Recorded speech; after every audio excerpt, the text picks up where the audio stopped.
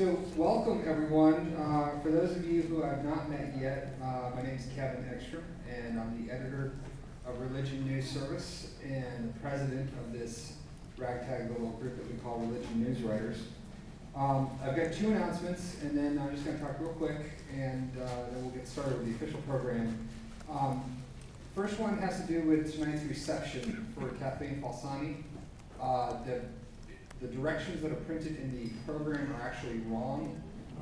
It says to take a right on K Street. What you want to do is take a left on K Street. So when you leave this building, walk out the doors and take a left. Walk down the park as opposed to away from the park. That's the first one. And then the digital petting zoo, which is in your program, is not going to be here. It's going to be back in the hotel downstairs, I think in the same room where you had lunch. Yeah, okay, so that is not in this building, it's next door. But all the other programs will be here. So,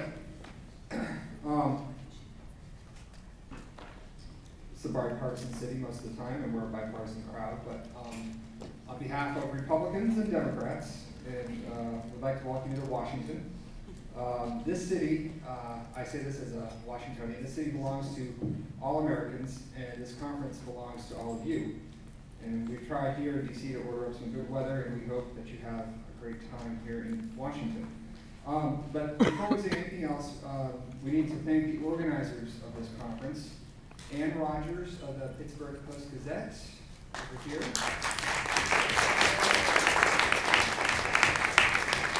And Charlie Honey of the Grand Rapids Press. We thank them for their outstanding work in organizing this conference, and as someone who's chaired this conference in the past, I can tell you that the job requires hours and hours and hours and hours of hard work. And none of what you see here this weekend would be possible without Ann and Charlie's dedication, and we all owe them a great deal of gratitude. And another group that's absolutely essential to this conference are what we affectionately call the WOWs, the wonderful women of Westerville, who work for months behind the scenes, often without notice or appreciation or pay raises, to pull all this together. So on behalf of all of Religion News Writers, I'd like to thank Tiffany McCallan, Michelle Stacco, Amy Siska, Katie Beverly, Ruth Sternberg, and of course, a special thanks to our fearless leader, Deborah Mason.